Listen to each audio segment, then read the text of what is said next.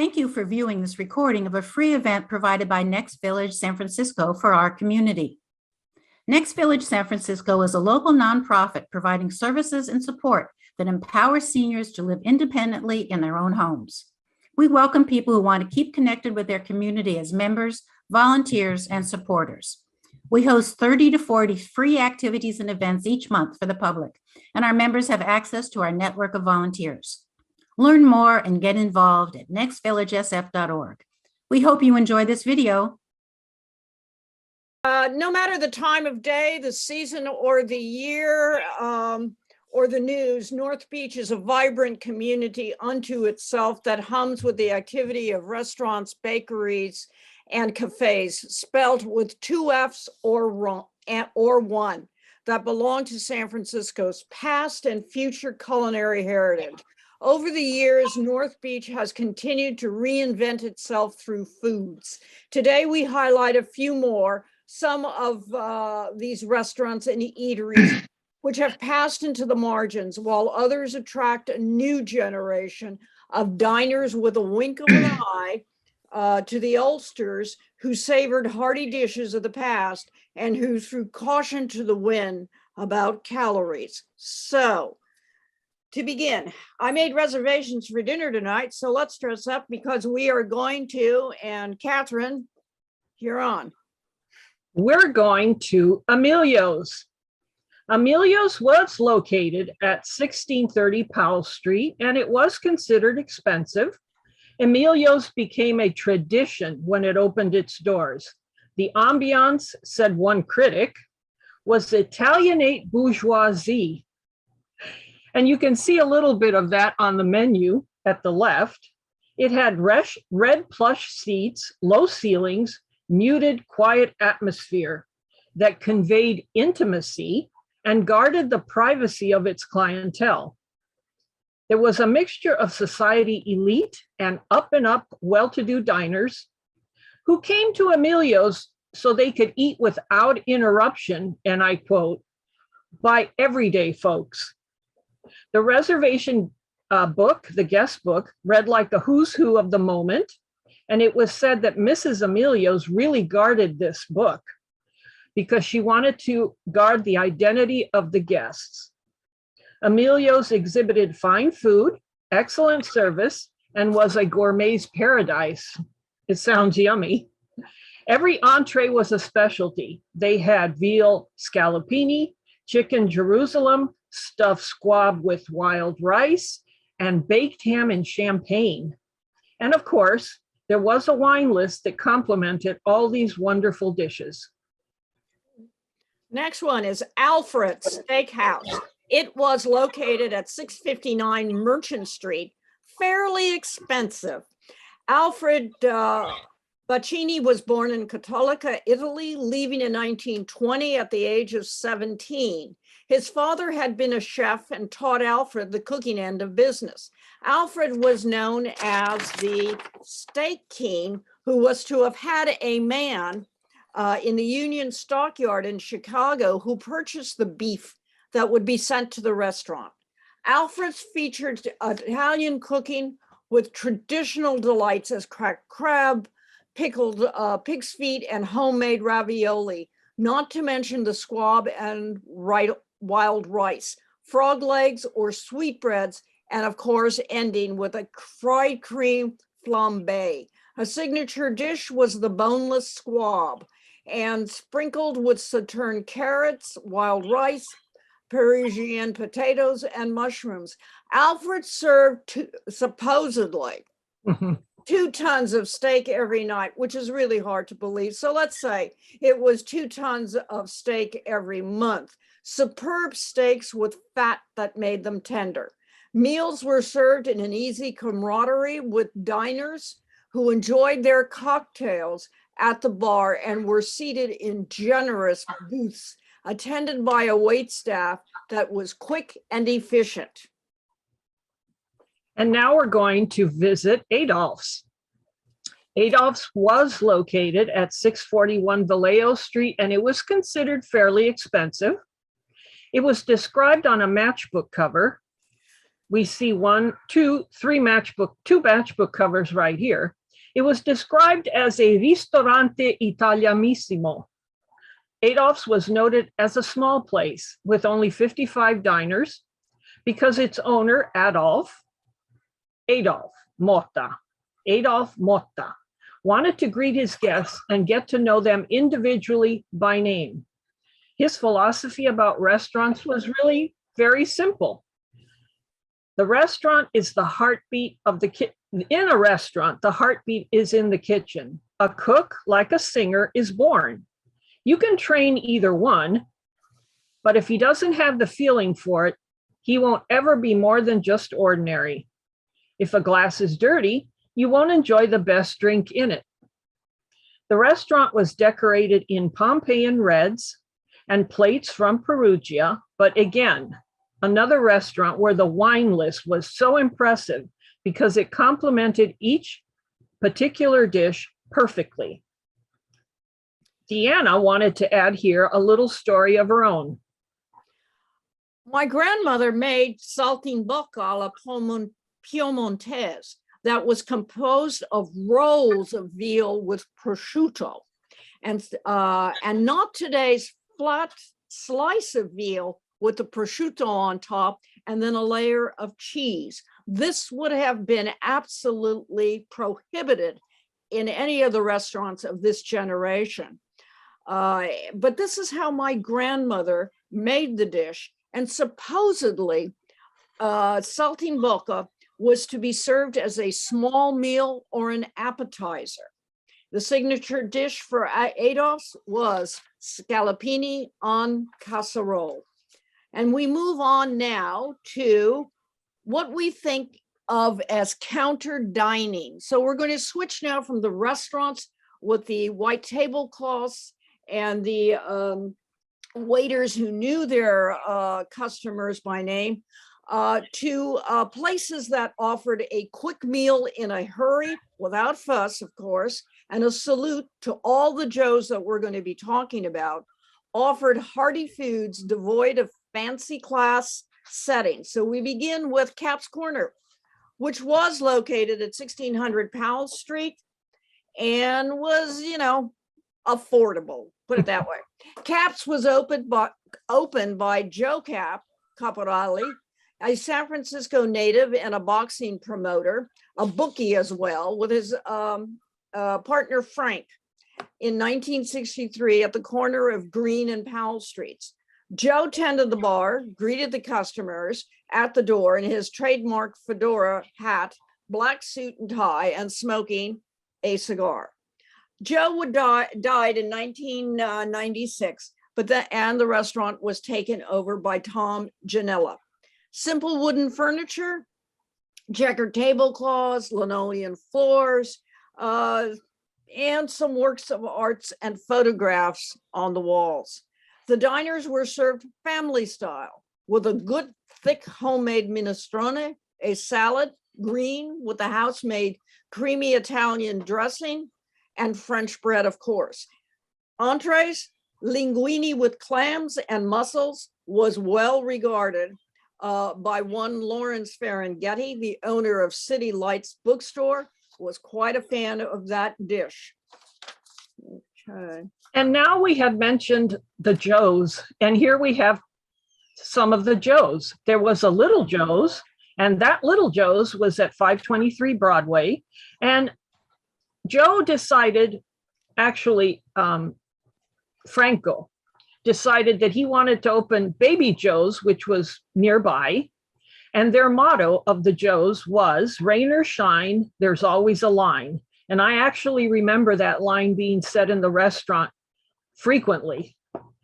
Ruth Reichel was a famed restaurant critic, and she wrote, bachelors gathered nightly to talk politics and eat good, solid food at low prices at the Joe's. The restaurant was opened by Franco Montarello, who served simple food and plenty of it before there was the rise of modern California cuisine. Always on the menu, and a San Francisco style dish, Special Joe's, Joe's Special. It was hearty and sustained the diner well into the next day. That's Joe's Special. It originated when a late night diner wanted something to eat, but it turned out the restaurant cupboard was bare, but the cook quickly put together the only ingredients he had on hand, and that was eggs, spinach, ground meat, with a dash of Italian seasonings.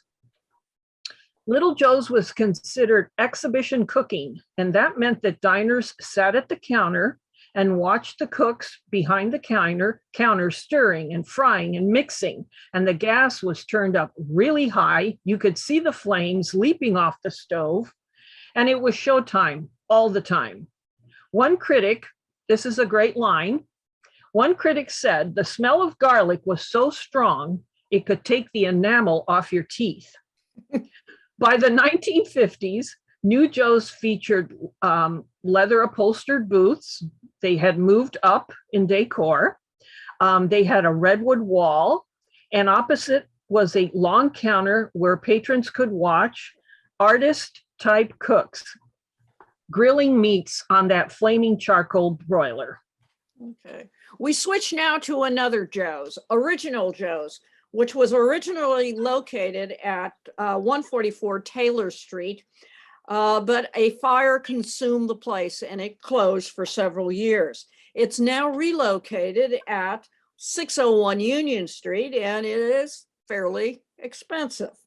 Original Joe's history runs deep, beginning in 1937 as a 14-stool counter on a sawdust-covered floor on Taylor Street in San Francisco's Tenderloin. It was opened by a Croatian immigrant, Tony Rodin.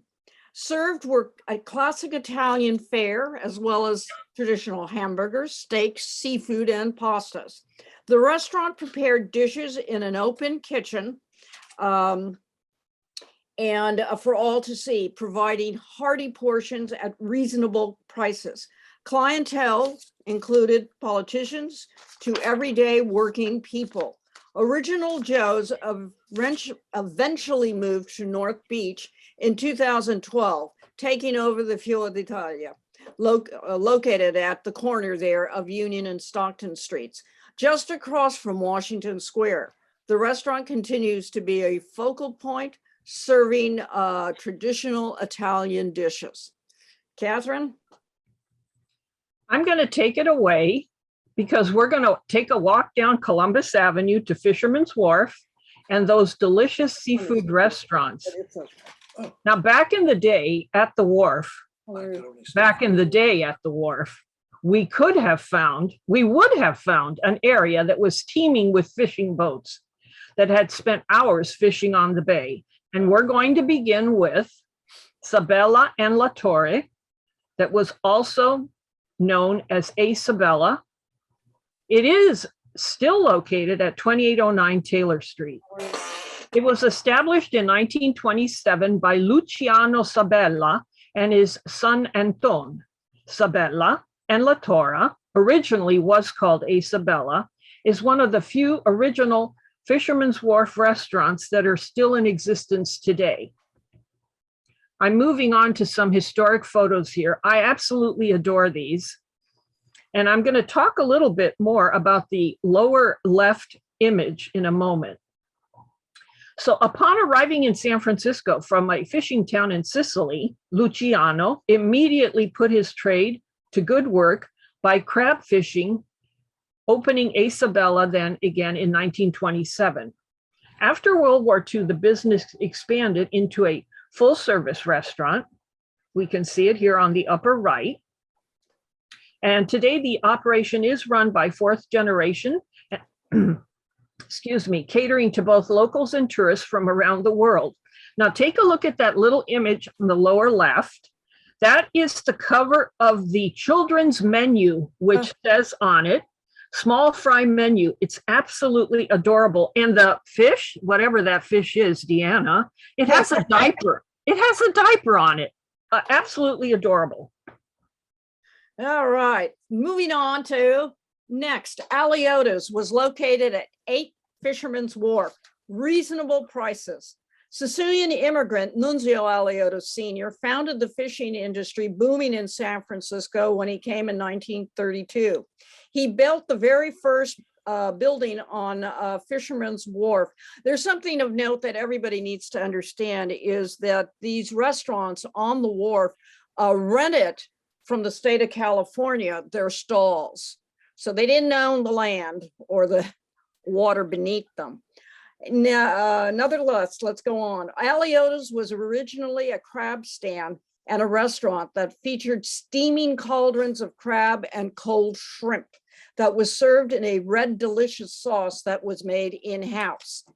And in 1938, the Alioto family opened the official restaurant with a full kitchen and staff at number 8. And legend has it that Rose Alioto, the widow of Nunzio, was the wharf's first female entrepreneur who created Cioppino, San Francisco's beloved tomato-based fish stew. After World War II, Alioto's was remodeled, reflecting Rose's vision. A fashionable restaurant with dark stained walls, redwood beams, nautical paintings that gave it a very homey atmosphere. The seafood was so fresh that one critic said it had almost leaped from the ocean onto your plate. It consisted of a variety of abalone, tripe, bass, bouillabaisse, sand dabs, scallops, and whatever fish the fishermen brought in, and it never failed to disappoint. Catherine, will you go back to the previous slide, please? Thank you. And take your cursor, Catherine, and go up to the second, good, and go up right there. That is Frank Alioto, who managed the restaurant for decades. He is now long gone, and move the cursor now to the man right behind him. But no, the other side. Yeah, that's Mario. These two, Frank and Mario, were Rose's sons. All right, your turn now. Okay, now we are going to Skoma's. It is still located at 1965 Al Skoma Way. Actually has a street named after it, or a small way. Skoma's is San Francisco icon and the only restaurant located at Fisherman's Wharf that had or has a commercially licensed fish receiving station. That's a bit of a tongue twister when I go fast. Fish receiving station. It opened in 1965 when Al Skoma, one of the partners originally with Castagnolas on Fisherman's Wharf, and his brother, when they bought a 6-stool, picture that, a 6-stool lunch counter at Pier 47. They eventually expanded into a large multi-room restaurant with 350 seats. Freshness and high quality are the main reasons the restaurant has succeeded for more than 55 years. The restaurant owns its, and you can see it here, owns its own 46-foot fishing boat, which used to leave, I'm not sure the situation now, but it used to leave every morning to catch the freshest seafood off the coast. Okay, moving on to Tarantino's. Eugene McAteer and Dan Sweeney Jr. opened Tarantino's in 1946. Gene and Dan were local Irish boys, as their names tell you, naval officers who had served in World War II. And I make a little note now. Eugene McAteer was to have run for mayor of San Francisco, but he died before the campaign began, and his place was taken by Joseph Alioto. The restaurant's name was that of Tarantino fishing family, who owned the building at the time, and so therefore, it housed the Crab Fishermen's Protective Association. According to Paolo Lucchese, two young entrepreneurs thought McAteer's or Sweeney's wouldn't sound right, right next to the establishment of Sabella's, Castagnolas, Alioto's, DiMaggio's. Given their Irish backgrounds, they felt that Tarantino's sounded like a better fit with their Italian neighbors. Tarantino's featured predominantly along the wharf with windows that surrounded the 2-story eatery. 165 seat space, making it feel like a bit of a cruise ship. With plenty of space to sample the fresh fare, enjoy a cocktail, view the outside scenery, Tarantino's had its fans, both local and tourists alike. Your turn, Catherine. Castagnola's. That was located at 286 Jefferson Street. When the restaurant started as a crab stand in 1916, Castagnola's was the oldest restaurant on Fisherman's Wharf. And not only that, one of the founders, Tommaso Castagnola, purportedly created the Dungeness crab cocktail for the 1915 Panama, California exposition. Now that is not California, Panama Pacific. Panama, California exposition was held in San Diego. More on that later if you're interested. Tommaso and his family owned and operated this restaurant until it was sold in 1975. It was purchased by a retired Army general, and he ran it until 2006. Okay, I'll just make a note about Andrew Lawley for those who might have remembered his name. He was a general who used to fly into, and this is interesting, he used to fly into the Presidio airspace, and that's where he'd land his jets, and his attaché would pick him up and take him home. Anyway, just a thought. Now we're going to switch to another kind of eatery in North Beach, totally different from our Italian restaurants. It's called Ott's. It was located at Bay Street and Columbus Avenue. It was a drive-in that featured a wait staff that roller skated your order. As a kid, I thought that was pretty damn cool. Yep. She roller skated to you. All you had to do was flash your lights. She came out, she took your order, and then she went back to the kitchen and filled it. And then you got your dish. Also, Ott's had what they called a green patio room. It featured Ott's itself, that was the dining room, but Ott's itself featured two kitchens, enabling the place to stay open 24/7. While one was being cleaned, the other one was in use. Ott's served 30,000 people daily, that I believe, used 100,000 pounds of coffee, a ton of hamburger a week. There was also fried chicken, juicy steaks, and chops. It started in 1949 and was considered the world's biggest drive-in that turned out meals in 6 minutes. All you had to do, as I said, flash your lights, a courteous server rolled out to you and took your order. Ott's also served Kentucky Fried Chicken. Yay. With whipped potatoes, gravy, and biscuits for $1.25. And what I love about the photograph at the top right, when I found that, there's the sign, there's the restaurant, and there's Coit Tower. I mean, talk about North Beach and Telegraph Hill. That captures the whole story right there. That's right. So now what I'm going to be doing is moving on to cafes. After we've dined at one or more of the aforementioned restaurant, the subject of coffee and after dinner drinks leaps to mind, at least to me. Our taste buds might be primed right now for that delicious after dinner drink, a beverage, perhaps a delicious Italian coffee, so enjoyed all over the world. So now we're arriving at Italian cafes, and we begin with, couldn't leave this out, Tosca Cafe, that is still located at 242 Columbus. It was established as a bar by three partners, and I love to say these names: Baldo Francisconi, Ugo Peri, and Fred Landi in 1919, and it was named after one of their daughters, Tosca, which of course is also an opera by Puccini. The three partners arrived again, as I said, in November 1919, and when Prohibition kicked in, it quickly converted into an Italian restaurant, which it continued for a few years, but reverting back to a bar. The Tosca team, the original Tosca team, developed a signature cappuccino that composed of chocolate, steamed milk, and brandy. And this wonderful place, Tosca, survived the Volstead Act, the Depression, World War II, the Beats, and the hippies.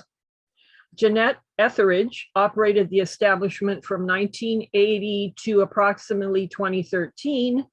Her back room was famous. It was considered a sanctuary for her celebrity special friends. The restaurant, happily, the restaurant was taken over by new owners in 2019. I believe they still own it. Nancy Oates, Anna Weinbergand, and designer Ken Falk. Okay, on to Cafe Trieste, located at 601 Vallejo Street. The photograph at the top right is of Cafe Trieste founder, Gianni Giotta, Papa Gianni, serving his first customer, Marco Vinella, on April the 1st, 1965. Giotta claimed that Cafe Trieste brought espresso to San Francisco over 50 years ago in 1956 as the first espresso coffee house on the West Coast, combining coffee and music. It was called Coffee with Rhythm. Penniless when Giotta came to San Francisco, he washed windows, but yearned for the coffee house culture of the Croatian coast. He and his family single-handedly launched espresso as we know it. The cafe has become famous around the world for its combination of essences, old Italy, bohemian poets, art and music, and of course, excellent espresso. If asked how he does it, he says, no big deal. Buy the best beans, roast them yourself, and brew each cup like it is made for you.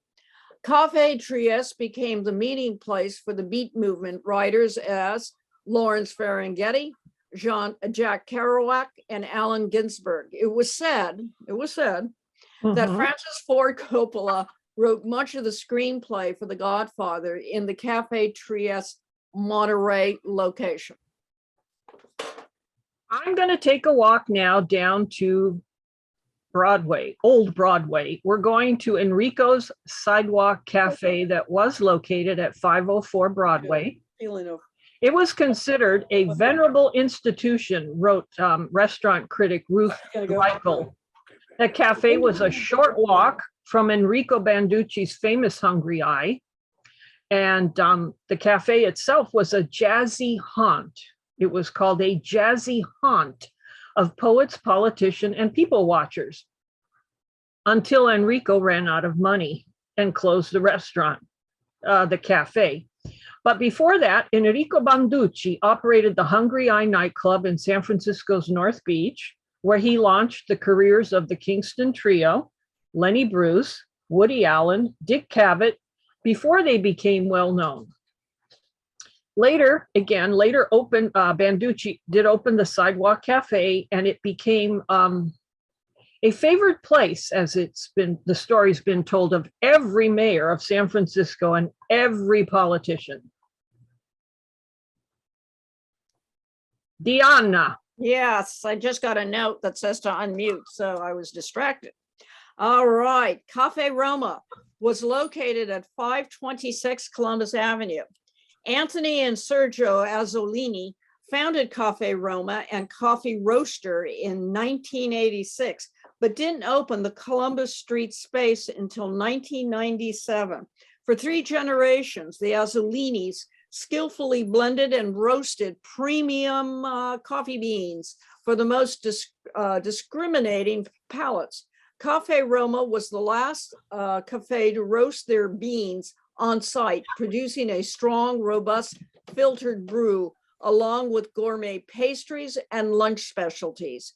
Sergio and Anthony Azzolini closed in 2013 when the cost of rent became prohibitive. Your turn, Catherine. Okay, here's my place. We are at Cafe Puccini that was located at 411 Columbus. It was, of course, named after Giacomo Puccini, the famed opera composer. It served aromatic coffees combined with soft pastries, pizza, pasta, and in the background, they had operatic pieces playing.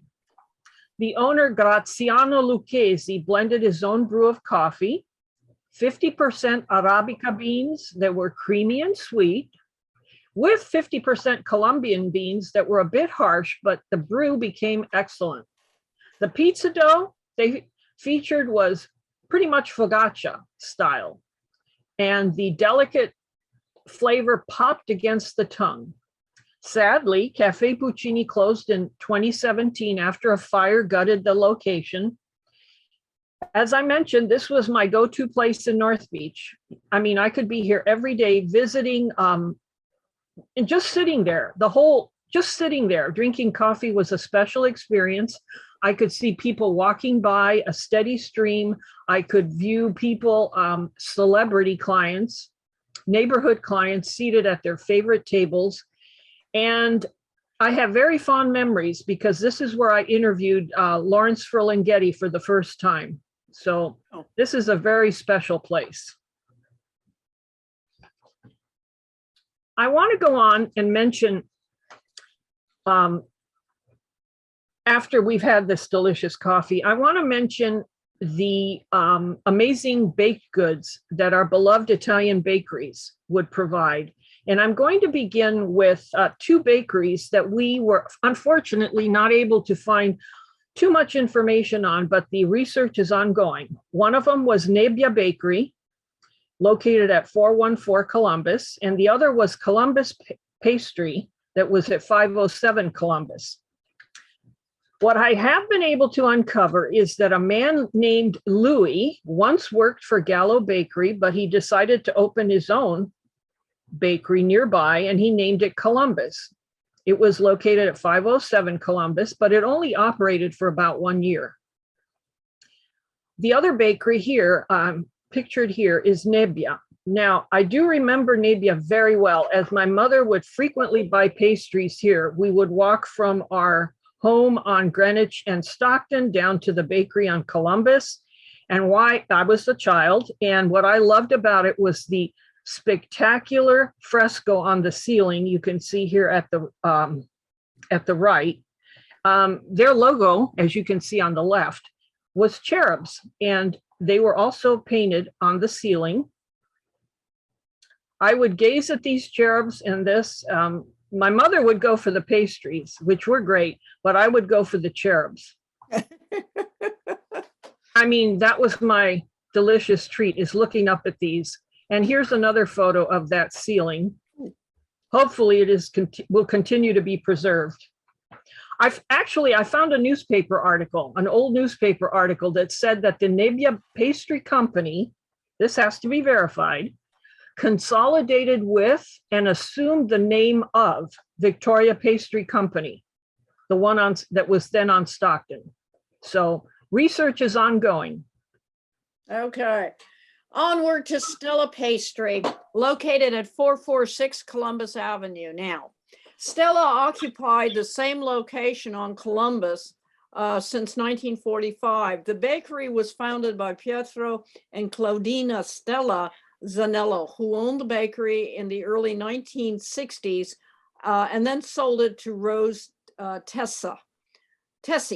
Rosa imported the recipe for Sacrapantino, which was absolutely to die for, from a bakery in Genoa. By 1967, the Tessi's desire to return to Genoa motivated them to sell the pastry shop with the recipe. Very important, you sell the recipe too.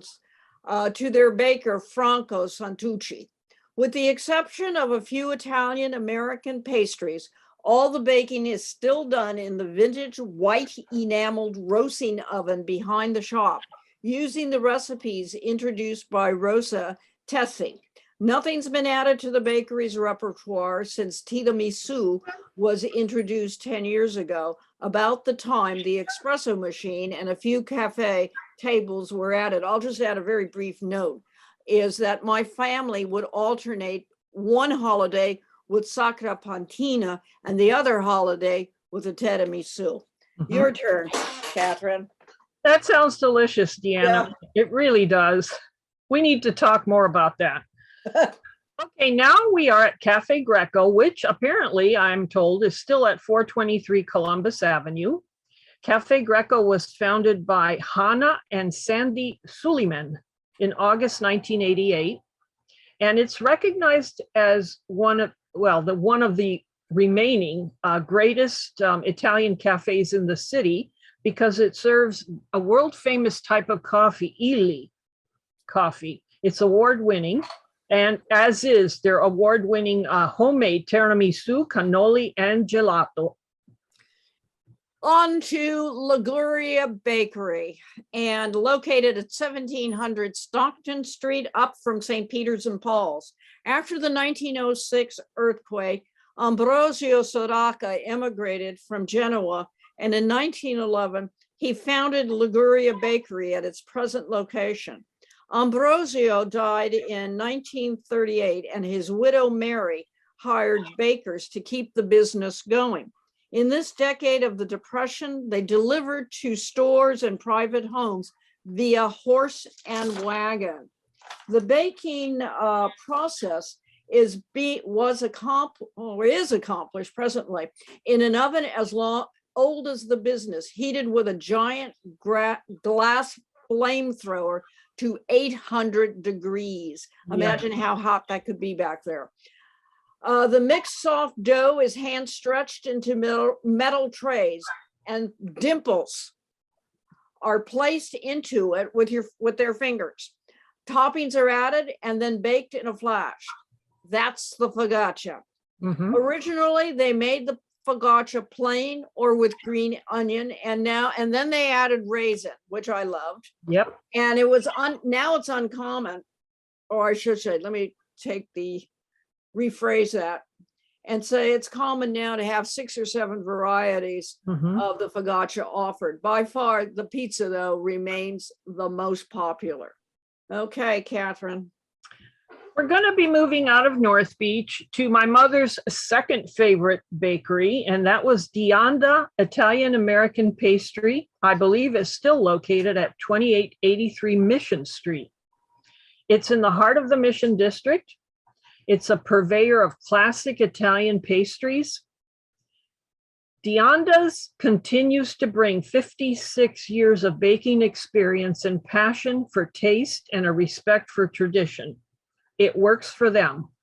The bakery was opened by Mr. and Mrs. Deanna in 1962. They brought their favorite recipes from my hometown, Lucca, Italy, probably why my mother liked them. And their goal was to bring a taste of Italy to San Francisco, which what they call their new home. Deanna's continues to be an institution. There are neighborhood regulars. They come in for a daily coffee and pastry. Sometimes, especially in the holidays, lines are around the block. And many of us feel that our holidays wouldn't be the same without goodies from Deanna.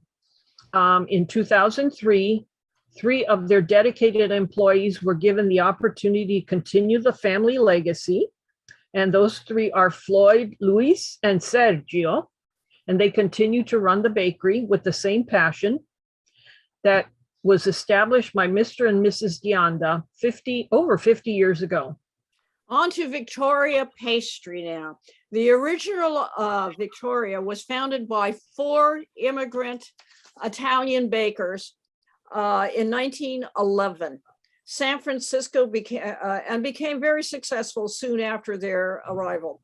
One of the bakers had a daughter named Victoria. Maybe she got along with Tosca. I don't know. That's just a thought I have. Anyway, so they named the bakery Victoria Baking Company. The bakery expanded to Greenbrae, and over the years, determined to adhere to the incredible cake and pastry recipes brought by these bakers was the key in their grand success. Their best recipes were combined into one single book. And today that book, very old, mostly handwritten recipe book, is kept at the Victoria Baking and Cafe in Greenbrae. Although the pages are partially torn and discovered, it still functions as the go-to book when there is any doubt about the young bakers, the cake artists, and how they are to do the cakes. Your turn, Catherine. Donna, I would like to ask you, Yeah. is this not the new location of Victoria, I believe, Donna, is on Filbert. Is that not near your Next Village offices?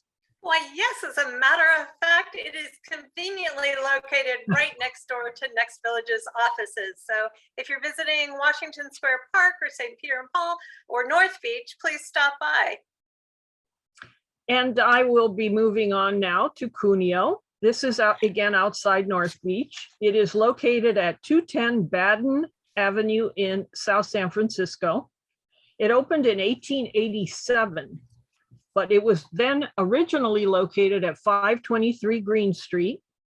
It was a retail bakery with authentic Italian baked goods, such as bread, biscotti, pastries, old world products such as anise toast, and my favorite, Giardi. Giardi is a fortune cookie-like texture, a little bit hard, but with anise flavor, and it's shaped like a cannoli. And again, the bakery has moved to South San Francisco. And the current owners describe themselves as a third generation family that continue the tradition with authentic recipes. And on the right, pictured on the right, is a current display of biscotti, anise toast, and focaccia. All right, so now we come to the end. We've lost many legendary Italian restaurants, cafes, bakeries, and although some remain. Those who remain have transformed to serve today's patrons. Some of those lasting eateries include Original Joe's, Scoma's, Caffè Trieste, Tosca, Victoria Pastry, and Stella. Continue the Italian legacy by enjoying a fine Italian meal, followed by a flavorful and strong coffee, partnered with a delicious Italian dessert. Mangia bene e goditi well. Eat well and enjoy life. The end. Thank you for viewing this Next Village video recording. We hope you enjoyed it.